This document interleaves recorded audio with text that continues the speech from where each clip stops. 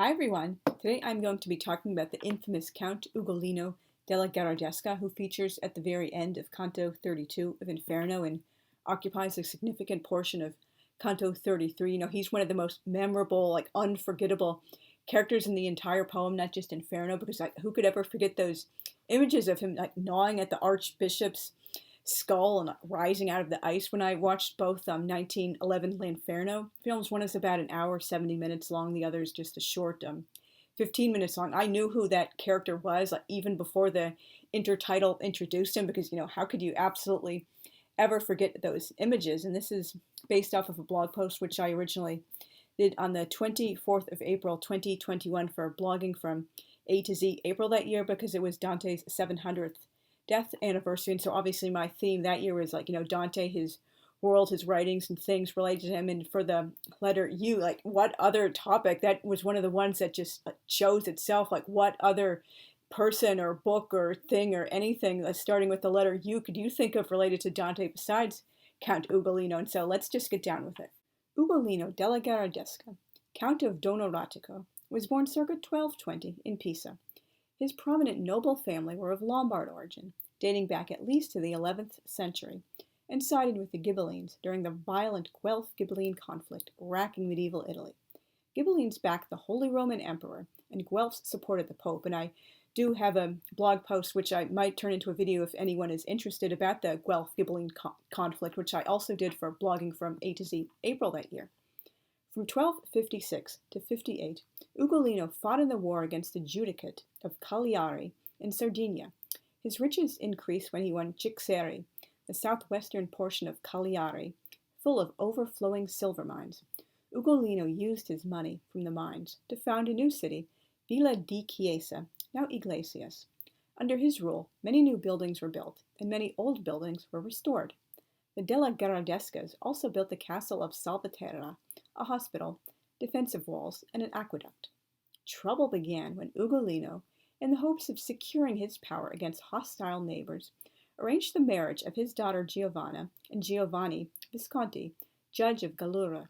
The Viscontis were Guelphs, and in becoming Visconti's father-in-law, Ugolino thus became allied by association with the Guelphs. Many Ghibellines now looked at him with hostility and suspicion. The city was beset by riots against the Podestà from 1271 through 74, riots in which both Ugolino and Visconti took part. They were arrested in 1274 and accused of plotting to overthrow the Pisan government and then rule themselves. Ugolino was put in prison and Visconti was exiled. In 1275, Visconti passed away. With the younger of the two enemies gone, the older Ugolino was no longer seen as a real threat. His captors released him from prison and sent him into exile. During his exile, mostly spent in the Acquafredda castle in Sliqua, Sardinia, which you are seeing a photograph of now, Ugolino set to work on getting revenge. Ugolino carried out intrigues against Lucca and Florence, then attacked Pisa with the help of Charles I of Anjou, king of Sicily. The peace which was negotiated was humiliating for Pisa and included pardoning Ugolino and all other Guelph exiles. Upon his return to the city, Ugolino continued quietly working behind the scenes to get revenge. He also commanded the maritime fleet and won several minor victories against Genoa in 1284. In that year's Battle of Meloria, Pisa was crushed in defeat. The city lost a lot of influence and territory. Florence and Lucca, Guelph strongholds, took advantage of Pisa's weakened state to attack next. Ugolino, who had fled during the battle against Genoa, was elected podestà and managed to pacify Florence and Lucca by giving them a few castles. In 1286, Ugolino became Capitano del Popolo, captain of the people, a position he was soon forced to share with his grandson, Ugolino Visconti, nicknamed Nino. The two didn't see eye to eye and began quarreling. Nino, with his eyes on the position of podestà, started negotiating with Archbishop Ruggieri degli Ubaldini of Pisa in 1287, as well as the Ghibellines. Ugolino wasn't exactly happy to learn about this and destroyed the palaces of Nino and several Ghibelline families, expelled them from Pisa, occupied the town hall, and had himself proclaimed lord of the city. Pisan fleets also began attacking Genoese ships. Then, To try to prevent Nino from becoming a threat again, Ugolino brought back some of the exiled Ghibelline families. Their military alliance with his family earned a partial truce with Ruggieri.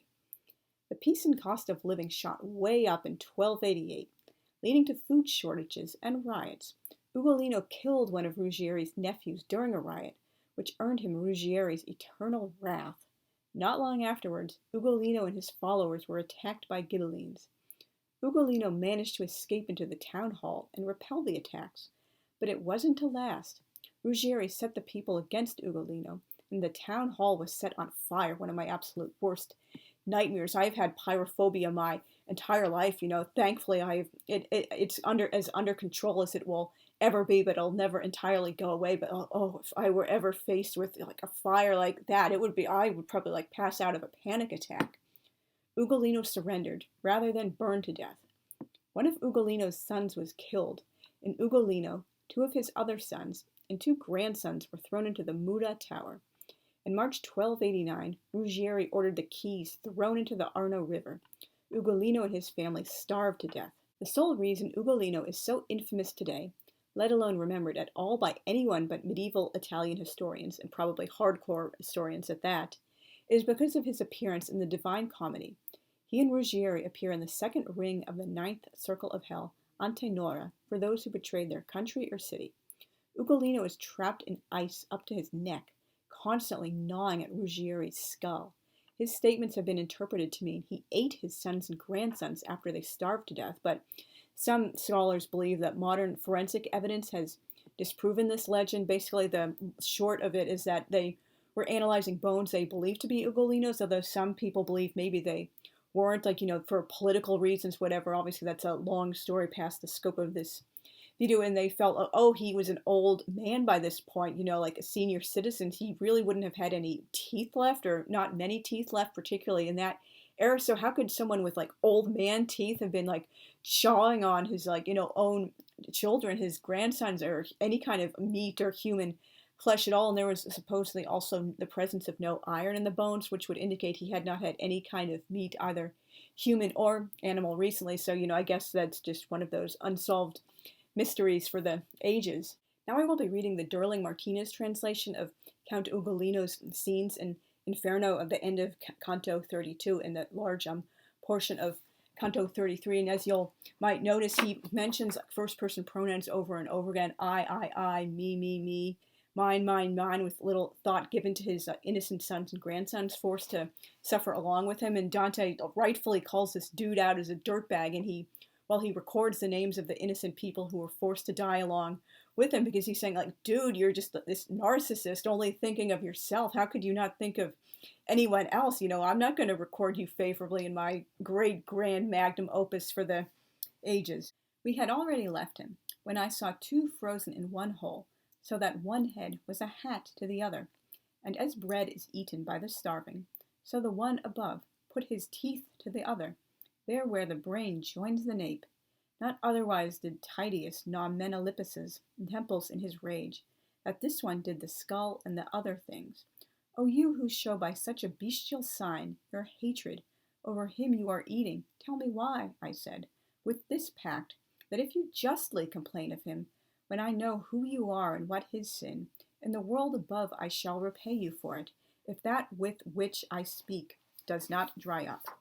That sinner lifted up his mouth from his savage meal, wiping it on the hairs of the head he had wasted from behind. Then he began, You wish me to renew desperate grief that already presses my heart, merely thinking before I speak of it. But if my words will be seed to bear the fruit of infamy for the traitor I gnaw, you will see me speak and weep together. I know not who you are, nor in what manner you have come down here. But truly, you seem to me a Florentine when I hear you.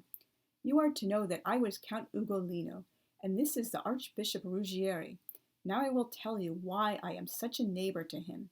That by effect of his evil thoughts, trusting him, I was taken and then killed, there is no need to say. But what you cannot have heard, that is, how cruel my death was, you shall hear, and you shall know if he has injured me.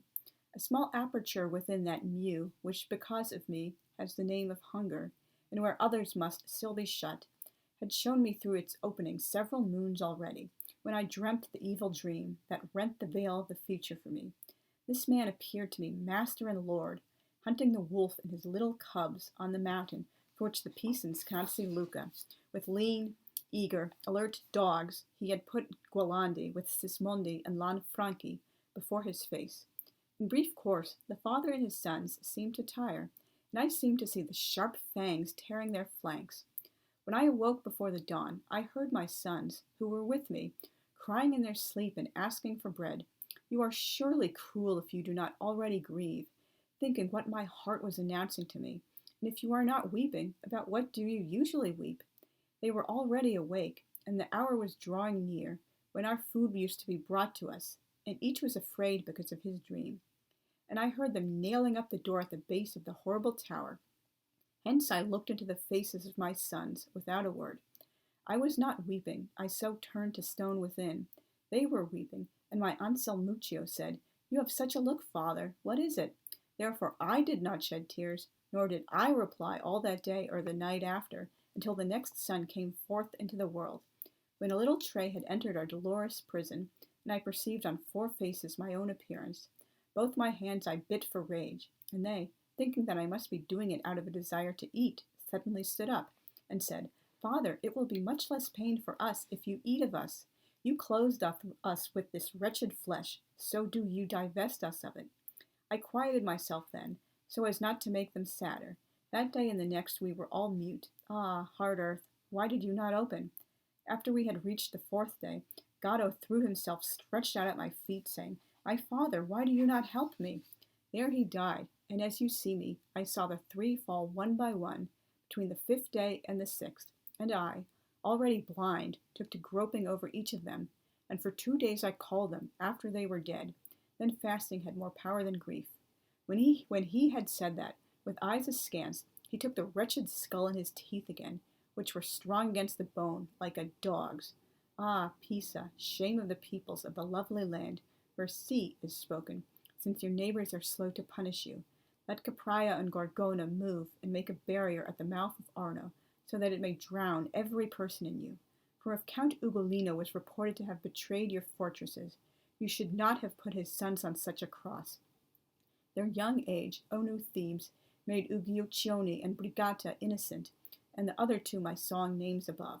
Thank you very much for listening. If you enjoy content like this, please consider subscribing if you haven't already, and leave a like. And I particularly like seeing comments from you guys because I just want to have conversations and make more friends on BookTube and AuthorTube. And as I have mentioned several times recently in posts and videos, I am hoping to get back into doing more Dantean content, as I used to do a lot more of it in the past. And I'm really excited about moving forward with some, fresh new topics and stuff. So look forward to that if that's the kind of thing you are interested in. Thank you again very much for watching, and I will see you soon. Bye.